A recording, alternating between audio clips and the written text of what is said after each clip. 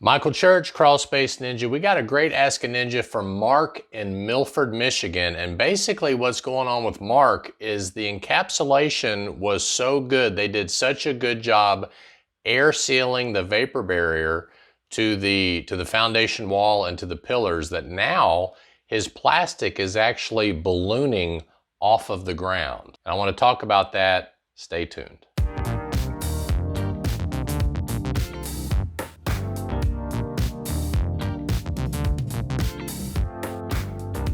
If you're new to Crawl Space Ninja, we talk about everything related to crawl space encapsulation, waterproofing, indoor air quality. We hope you'll subscribe to our channel.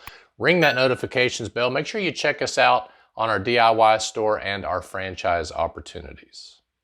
Mark, I appreciate this this Ask a Ninja that you sent us. By the way, if you all have an Ask a Ninja question for us, I'm going to put a link down below. And I would like to encourage those of you who would be willing to be a guest on our YouTube channel to talk about your crawl space, to do so. Mention that in the Ask a Ninja if you'd like to be a guest. Perhaps we could do a Zoom call and show pictures and talk about what's going on in the crawl space and share some information with everybody on YouTube. So Mark, let me read your question. I recently had a crawl space encapsulation.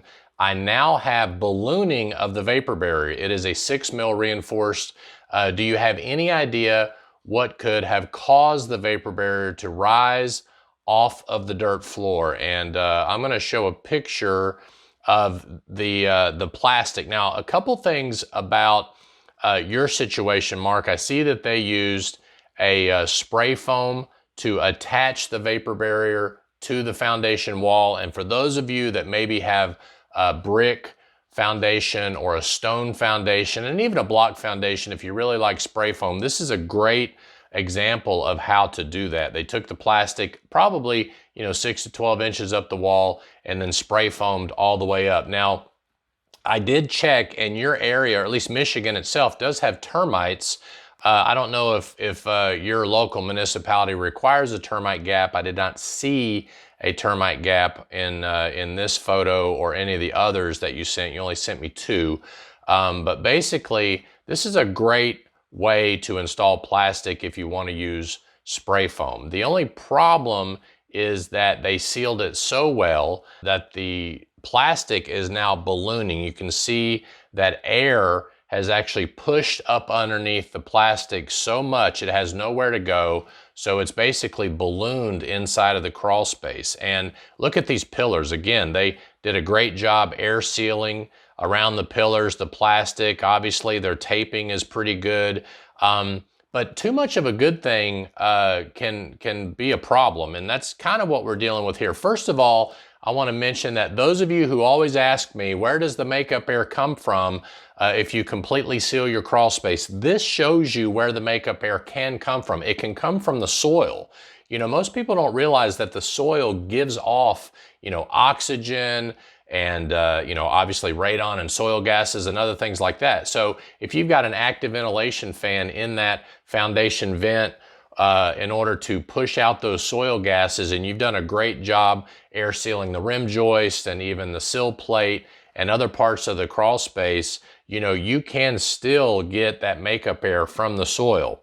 All right, so you want to make sure that you are ventilating these crawl spaces. I don't see a dehumidifier in this picture, nor do I see any type of ventilation in this picture.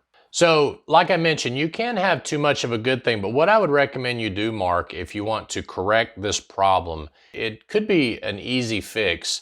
You can cut a slit in the plastic and then put a 4-inch corrugated tee, a pipe tee down in that plastic, all right? And then you can run a 4-inch, sewer and drain pipe up and out the foundation wall and attach a radon mitigation fan outside the crawl space, and then take it, per guidelines up and above the ridge or the roof line.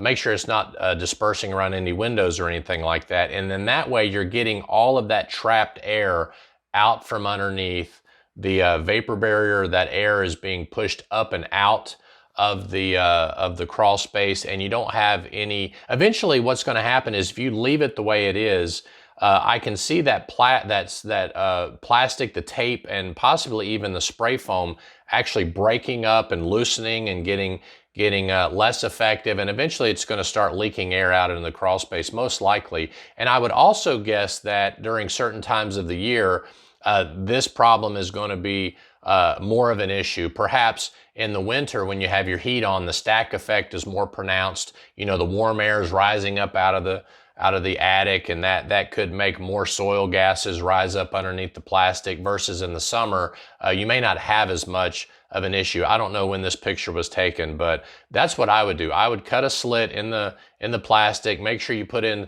a makeshift radon fan outside the crawl space, get all that air out from underneath the plastic. It should be a very easy fix. As long as the termite gap and all that stuff is okay with your local municipality, I think I would leave it as is. Make sure you watch humidity levels and wood moisture content. If you don't have a dehumidifier, I'd get some meters to make sure you're checking, you know, humidity on a regular basis. And if you see that humidity start to spike above 60% for a continual period of time, maybe put in that dehumidifier. But I think you got a well-insulated foundation wall. You got some good vapor barrier. We just need to keep that plastic from ballooning up and get that air that's trapped underneath there outside the crawl space. I'm Michael Church, Crawl Space Ninja. Remember, if you want to be on our Ask a Ninja even as a guest, make sure you check out the Ask a Ninja page. Send us some pictures and what's going on and indicate whether you want to be a guest. I hope you make it a happy and blessed day, and we'll see you later.